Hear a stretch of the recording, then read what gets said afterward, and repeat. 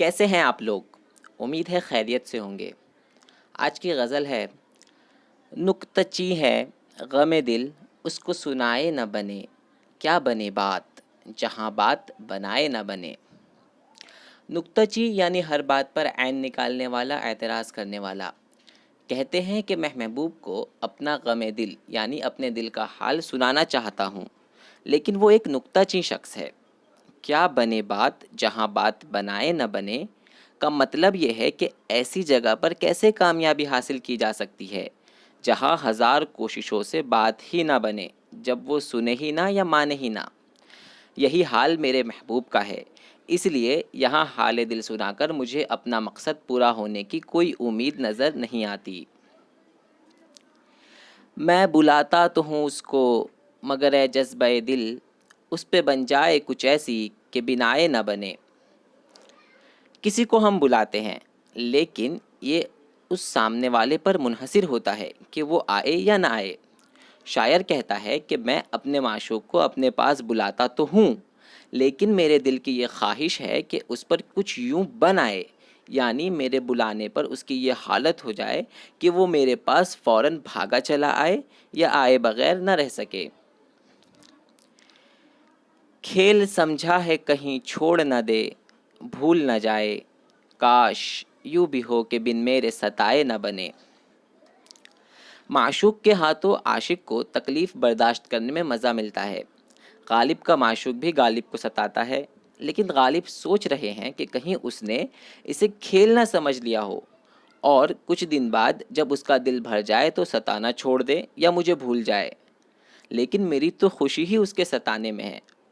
کاش ایسا ہو جائے کہ مجھے بن ستائے، یعنی معشوق مجھے بن ستائے چین ہی نہ پا پائے۔ غیر پھرتا ہے لیے یوں تیرے خط کو کہ اگر کوئی پوچھے کہ یہ کیا ہے تو چھپائے نہ بنے۔ اس شعر میں غالب معشوق سے مخاطب ہو کر کہہ رہے ہیں کہ میرا جو رقیب ہے، جو تجھی پر عاشق ہے، تو نے اسے خط لکھا ہے، اب وہ اس خط کو لیے یوں دکھاتے ہوئے پھر رہا ہے یا اس طرح سے لیے جا رہا ہے کہ اگر کوئی پوچھ لے کہ یہ ہاتھ میں کیا ہے تو وہ خط چھپا نہ سکے گا۔ اس سے محبت کا راز ظاہر ہو جائے گا اور تمہاری رسوائی اور بدنامی ہوگی۔ اس شعر میں معشوق نے رقیب کو جو خط لکھا ہے، اس پر غالب کو جو جیلیسی فیل ہو رہی ہے اسے بیان کیا ہے، اور رقیب کی بے وقوفی بھی بتانے کی کوشش کی ہے تاکہ اس کا پتہ بھی کٹ جائے۔ اس نزاکت کا برا ہو وہ بھلے ہیں تو کیا، ہاتھ آویں تو انہیں ہاتھ لگائے نہ بنے۔ کہتے ہیں میرا محبوب بہت اچھا ہے، لیکن انتہائی نازک ہے۔ اگر وہ میرے ہاتھ آوے یعنی مجھے مل بھی جائے تو اس کے اس قدر نازک ہونے کی وجہ سے میں اسے ہاتھ نہیں لگا سکتا، پھر کیا فائدہ ہوا۔ اس شعر میں محبوب کس قدر نازک ہے یہ بتانا چاہتے ہیں۔ کہہ سکے کون کہ یہ جلوہ گری کس کی ہے، پردہ چھوڑا ہے وہ اس نے کہ اٹھائے نہ بنے۔ جلوہ گری یعنی اپنے آپ کو دکھانا، اپنی شان اور قدرت دکھانا، یعنی کسی نے یہ دنیا، یہ کائنات بنائی ہے جو چاہتا تھا کہ لوگ اس کی قدرت دیکھیں۔ پردہ چھوڑنا یعنی پردہ گرانا، جس کے پیچھے کی چیزیں چھپ جائیں۔ تو کہتے ہیں کہ اس جلوہ گر نے جو اپنی شان دکھانے کے لیے کائنات بنائی، اسی کے پردے میں خود کو چھپا بھی لیا ہے، جسے اٹھا کر ہم اسے نہیں دیکھ سکتے۔ اب ہم کیسے کہہ سکتے ہیں کہ یہ جلوہ گری کس کی ہے، یا ایسی قدرت والا کون ہے جس نے یہ اتنی بڑی دنیا بنا دی؟ لیکن کوئی تو ہے جو سب کچھ بہت ہی خوبصورت طریقے سے چلا رہا ہے۔ موت کی راہ نہ دیکھوں کہ بنائے نہ رہے، تم کو چاہوں کہ نہ آؤ تو بلائے نہ بنے۔ اس شعر میں دو سوال ہیں۔ پہلا ہے کہ موت کی راہ نہ دیکھوں، کیوں نہ دیکھوں؟ میں دیکھوں گا ہی، کیونکہ اس میں، موت میں یہ خوبی ہے کہ وہ ہر حال میں آ کر رہے گی۔ دوسرے مصرے میں دوسرا سوال ہے، تم کو چاہوں، تمہیں کیوں چاہوں جبکہ تم میں موت جیسی خوبی نہیں ہے۔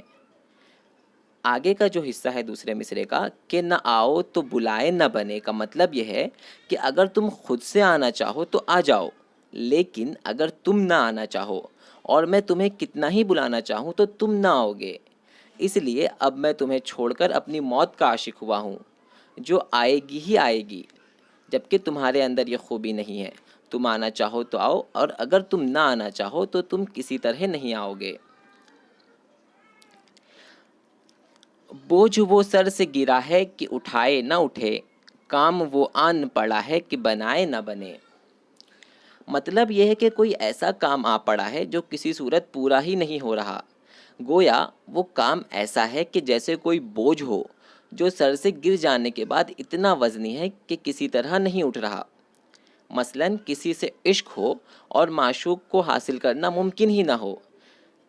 اس طرح سے ایک مثال دے کر سمجھائی جا رہی ہے کہ کوئی مشکل کام آن پڑا ہے۔ مقطع ہے، عشق پر زور نہیں ہے یہ وہ آتش غالب، کہ لگائے نہ لگے اور بجھائے نہ بنے۔ آتش یعنی آگ۔